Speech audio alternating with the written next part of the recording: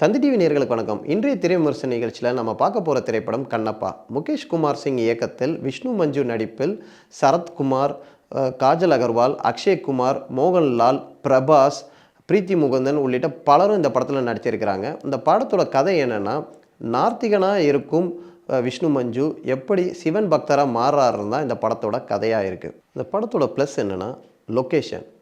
நியூசிலாண்டில் உள்ள இடங்களை அந்தளவுக்கு அழகாகவே காமிச்சிருக்கிறாங்க. அதுக்கப்புறம் செட் ஒர்க்காக இருக்கட்டும் சரி, கிராஃபிக்ஸாக இருக்கட்டும் சரி, எல்லாமே பெர்ஃபெக்டாக இருக்கணுன்றது ஒரு மெனக்கெடல் தெரிஞ்சிருக்கு. ஏன்னா ஒரு நூற்றாண்டு காலத்தில் நடக்கிற மாதிரி ஒரு சம்பவம் இருக்கும்போது அதுக்கான ஆர்ட் ஒர்க்கு ரொம்ப கடினமாக இருக்கும். அதை கச்சிதமாக அமைச்சிருக்காங்கன்னே சொல்லலாம். நிறைய ஆர்டிஸ்ட்டு நியூசிலாண்டில் வச்சு எடுக்கிறதும் ஒரு சவாலான விஷயம். அதையுமே பர்ஃபெக்டாக தெரிஞ்சிருக்குது. மேலும் பாடல்கள் அமைஞ்ச விதமாக இருக்கட்டும் சரி, நடன அமைப்புகளுமே படத்துக்கு இன்னும் ஒரு உயிரோட்டமாகவே இருக்குது. சரி, படத்தோட மைனஸ் நீளம் தான். கிட்டத்தட்ட 3 மணி நேரத்துக்கு மேலே இந்த படம் இருக்குது. ஃபஸ்ட் ஹாஃபு கொஞ்சம் லேகாகவே போகுது. கதையை டேக் ஆஃப் ஆகிறதுக்கு ரொம்ப டைம் எடுக்குது. செகண்ட் ஹாஃபில் இருந்தால் கதை டேக் ஆஃப் ஆகுது.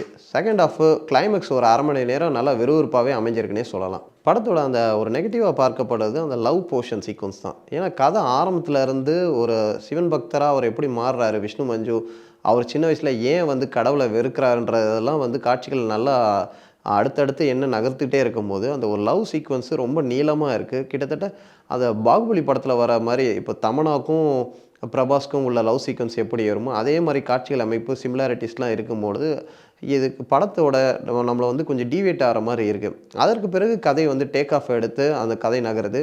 அவர் சிவன் பக்தராக மாறுறாரு, அதுக்கு அப்படி எப்படி மெனக்கெடுறாரு, வேரியேஷன் எந்த அளவுக்கு விஷ்ணு மஞ்சு காட்டுறாருன்றதெல்லாம் பர்ஃபெக்டாகவே அமைஞ்சிருக்கு.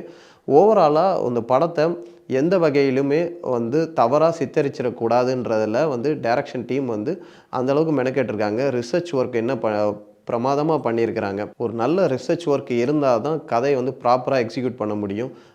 தப்பாக எக்ஸிக்யூட் ஆகிடுச்சுன்னா விமர்சனங்கள் பெரிதளவில் இருக்குன்றத யோசித்து இயக்குனர் கரெக்டாக கச்சிதமாக பண்ணியிருக்காரு. படத்தோட நீளத்தை இன்னும் கொஞ்சம் குறைச்சிருந்தா படம் இன்னும் விறுவிறுப்பாக அமைஞ்சிருக்கும். ஓவராலாக இது ஒரு பார்க்குற மாதிரி படமாகவே இருக்குது. ஒரு சிவன் பக்தரை எந்த அளவுக்கு காட்சி அமைப்பு மூலமாக எடுத்து காட்ட முடியுமோ அந்த அளவுக்கு காமிச்சிருக்கானே சொல்லலாம். மீண்டும் ஒரு திரை விமர்சன நிகழ்ச்சியில் உங்களை சந்திக்கும் வரை உங்களிருந்து விடைபெறுவது உங்கள் ராஜா. சினிமா உலகை ஃப்ரேம் பை ஃப்ரேம் படம் பிடித்து காட்டும் தந்தி சினிமா சேனலை இப்போவே சப்ஸ்கிரைப் பண்ணுங்க.